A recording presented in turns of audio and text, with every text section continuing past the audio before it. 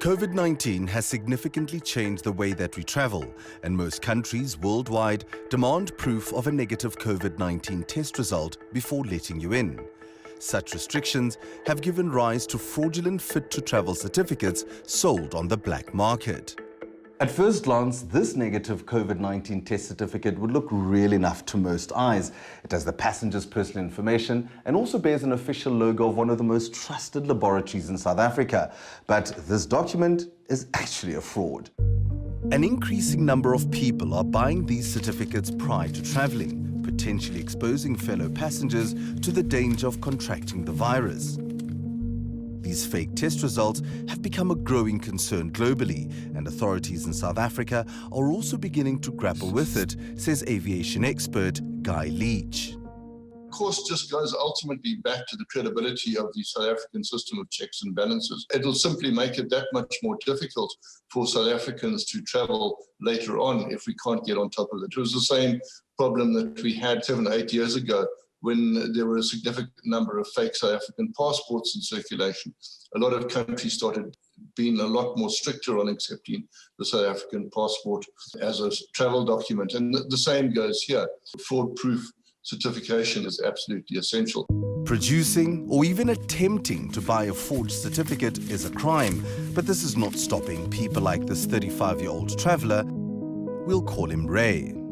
It was a gamble. I knew exactly what I was doing, and I know it was a 50-50 chance I could get caught. I suppose the reasons why I was traveling were quite important at that time. In December last year, Ray flew from South Africa to Zimbabwe using an authentic COVID-19 certificate, which cost him a total of 1,500 Rand. This included a doctor's consultation fee of 400 Rand.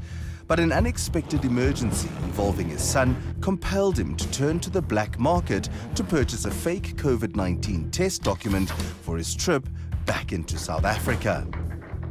What compelled you then to go look for a fake COVID certificate? While I was in Zim, I couldn't travel with my son because of the COVID scares and obviously the cost as well. While I was there, I left him under the care of my cousin. He nearly drowned, so he was rushed to hospital. Ray had to change his flight bookings and rushed to a private laboratory in Zimbabwe for a COVID-19 test, only to discover that he could not afford one. At first, I wanted to do it the right way. There were long queues.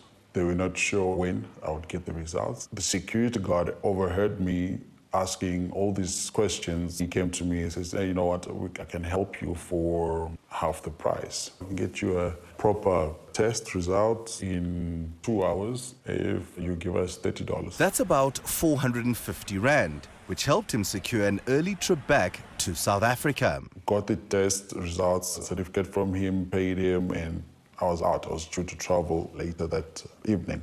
So what measures should be implemented to ensure the authenticity of a COVID-19 test before traveling? With various airports stepping up COVID-19 checks and procedures prior to departure, staff are increasingly struggling to cope with the added pressure of policing the veracity of pre-flight COVID-19 test results.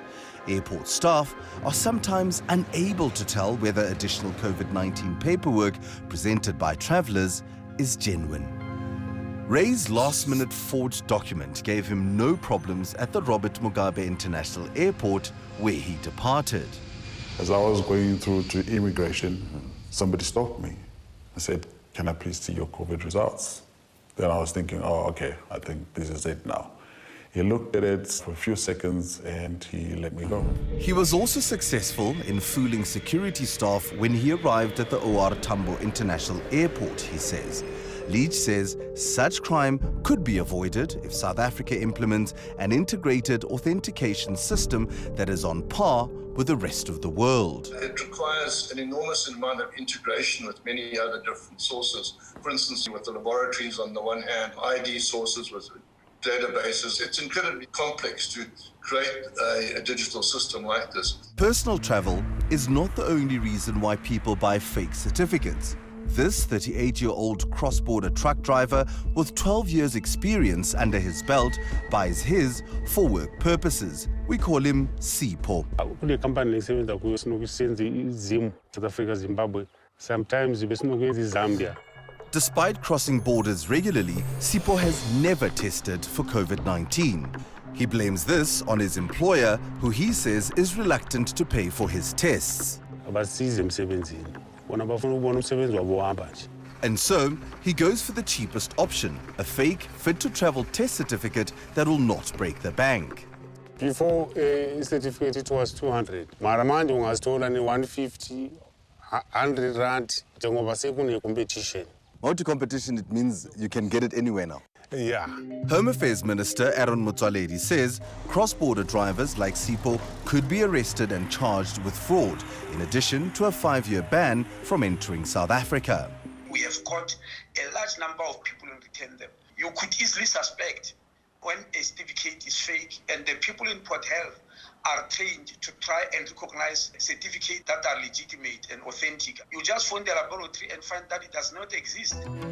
Sipho prefers to get his fake certificates printed at internet cafes in Kempton Park, a few kilometers away from his workplace.